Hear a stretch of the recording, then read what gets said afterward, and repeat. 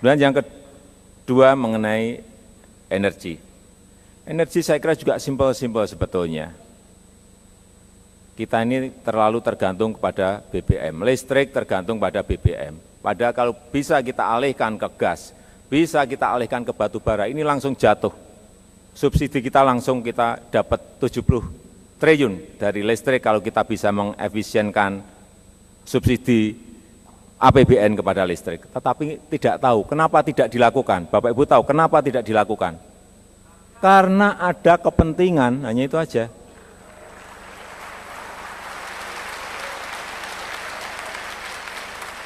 Jangan dipikir rumit-rumit, saya itu orangnya sederhana.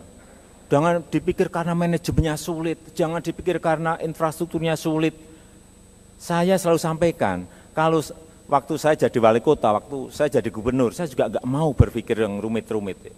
Kalau ada yang rumit ya disederhanakan, kalau ada yang sulit digampangkan, jangan dibalik-balik. Ini hal yang sangat gampang tetapi disulit-sulitkan.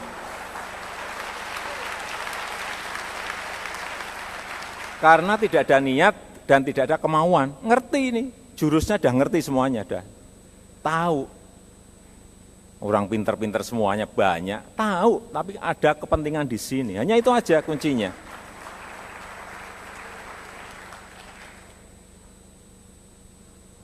Listrik tahu semua lah, nggak usah dicerita-ceritain. Kalau mau buat listrik berapa megawatt juga gampang. Tapi problemnya saya dengar dari pelaku-pelaku, izinnya rumit, izinnya harus bayar, izinnya harus datang ke sini, balik ke sini, datang ke sini, loncat ke sana. Ya kalau seperti itu tidak diselesaikan dan tidak ada komitmen yang jelas, tidak ada niat yang jelas, tidak kemauan yang jelas, ya sampai kapal itu muter, nggak rampung-rampung. Jadi pimpinan tuh jangan rumit-rumit itu. Kalau saya mesti saya beri target, menteri pasti saya beri target. Targetnya sekian tahun, misalnya ini, listrik harus terbangun sekian ribu megawatt. Kalau enggak, misalnya 10.000, berarti per tahun harus 2.000. Kalau kita lihat setahun aja enggak hanya dapat 100, ya maaf. Yang ngantri ingin jadi menteri itu ribuan.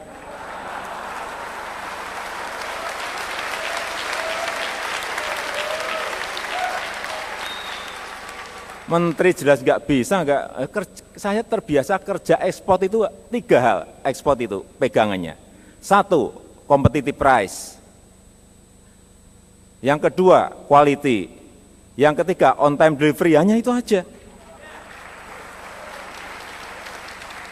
Pegangannya hanya itu. Harganya baik, kualitasnya baik, tapi kirimnya terlambat ya sudah, sorry. Buyer pasti langsung pergi, langsung hilang. Saya 24 tahun hidup dalam prinsip 3 hal ini yang terus saya ikuti. Kayu, masalah perkayuan, nyetel mesin juga bisa nyetel sendiri karena saya selalu ada di lapangan. Juga waktu jadi wali kota, jadi gubernur, kenapa saya selalu ada di lapangan? Karena saya ingin tahu problem-problem real yang ada di rakyat, yang ada di masyarakat. Masalah perizinan, ini yang ruwet di daerah, enggak di pusat, ruwet itu ada di sini, di perizinan. Saya dulu yang di Solo membuat one stop service, yang pertama kita buat hanya dalam waktu 3 bulan, di sini saya hampir 8 bulan merancang ini dan selesai. Itu pun masih,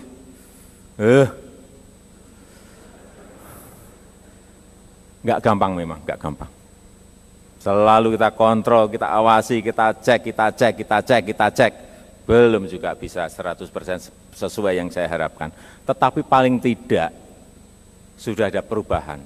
Dulu siup, ngurus siup bisa sebulan, bisa 2 bulan, bisa 3 bulan, tergantung berapa yang diberikan. Sekarang jelas, syaratnya jelas, bayarnya jelas, 5 hari harus selesai.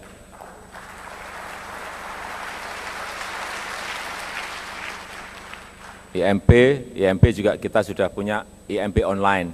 Jadi Bapak Ibu kalau mau bikin IMP dari rumah aja, nggak usah datang ke kantor, kalau datang ke kantor tawar-menawar.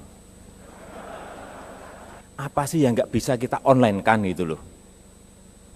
Zamannya zaman IT kayak gini masih orang ketemu orang gitu loh. Ini kan hanya apa? Kembali lagi apa? Mau atau tidak mau, niat atau tidak niat, hanya itu aja. Dan ini juga bisa dinasionalkan, bisa. Semua daerah harus online, bisa. Bisa. Izin online. Kemudian yang di sini pajak, restoran pajak, hotel, semua di online kan bisa. Sekarang juga sudah kita mulai tahun kemarin kita pakai e-budgeting, e-purchasing, e-katalog, pakai e-audit, kita semuanya. Saya nggak pinter, i-ian itu nggak pinter saya. Online juga nggak pinter-pinter amat lah, tapi saya bisa panggil programmer. Saya minta budget bisa dikontrol, gimana caranya? Oh bisa Pak, pakai e-budgeting, buatin, 2 minggu rampung. E-purchasing, buatin, nggak ada 3 minggu rampung. Anak-anak muda sekarang pinter-pinter banget, masalah kayak gini gampang banget itu loh. Ini perintah ini hanya masalah perintah saja kan. Membangun sistemnya, kemudian memberikan kepada kantor, ini dilaksanakan, dicek, sampai ini menjadi sebuah budaya kerja. Kalau sudah, baru bisa ditinggalkan. Tapi harus dicek terus. Infrastruktur, tadi juga sudah disampaikan.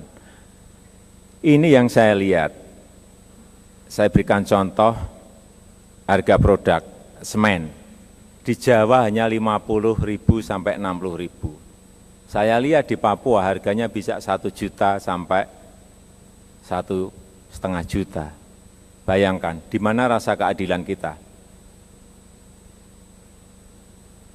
Karena tidak ada manajemen distribusi logistik yang berasa keadilan. Dibiarkan saja yang di sana biarin, harganya mau 500.000, mau 1 juta, nggak ada. Sehingga menurut saya yang namanya pembangunan tol laut itu mutlak dikerjakan. Ini gambarnya. Dari ujung barat sampai ke ujung timur. Ada kapal ini diperlukan. Karena apa? Kalau tidak, barang yang ada di Papua, produk-produk pertanian, produk-produk hutan tidak bisa dibawa ke barat. Begitu juga produk-produk manufaktur atau produk-produk yang ada di Jawa, di Sumatera juga tidak bisa dibawa ke timur. Kita ini negara maritim, nggak punya tol laut. Yang kita urus adalah tol darat.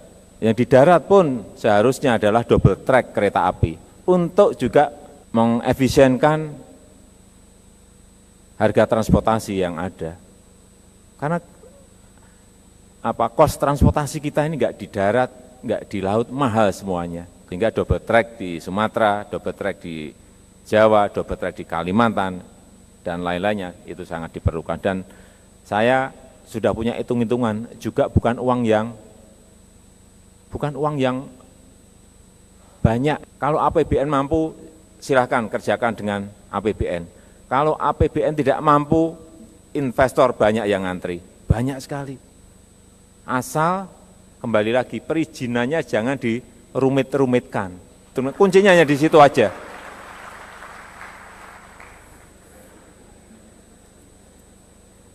Kalau ekonomi ini akan baik Bapak Ibu. Kalau ekonomi ini baik, yang diperlukan adalah menjaga stabilitas.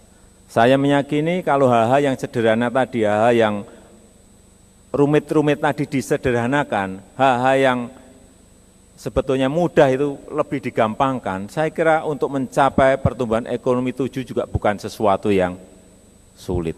Bukan sesuatu yang sulit. Asal dengan catatan, asal jangan ada faktor-faktor eksternal yang mempengaruhi. Bukan sesuatu yang sulit.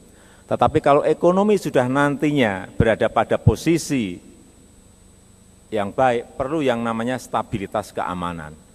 Sehingga ke depan kita jangan TNI kita TNI Polri kita jangan seperti sekarang. Kita harus bangun TNI kita, pertahanan kita, agar kita bisa bangga bahwa negara ini memang mampu dan kewibawaan negara ini juga ada.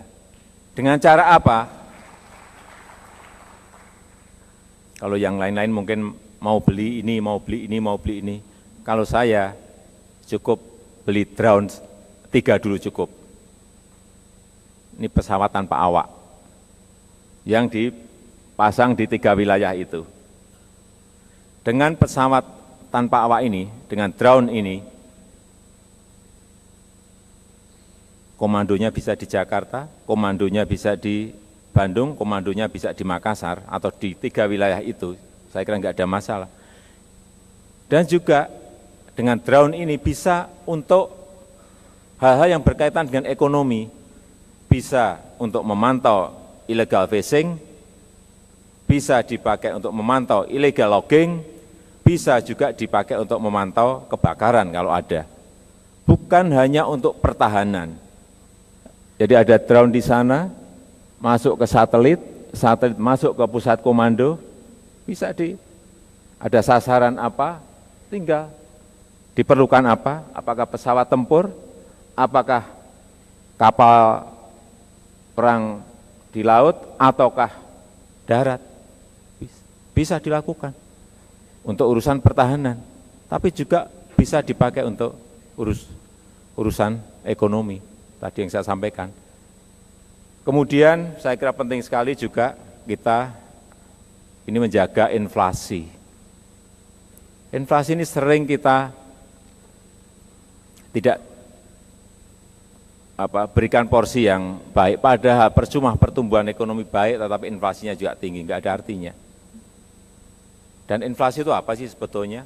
Kalau saya hanya menjaga pasokan, kemudian mengontrol manajemen distribusinya. Saya pernah lakukan di Solo, selalu saya cek stok di distributor, kemudian saya cek distribusinya benar atau enggak benar. Pernah kita inflasi hanya 1,53%, terbaik di Indonesia saat itu.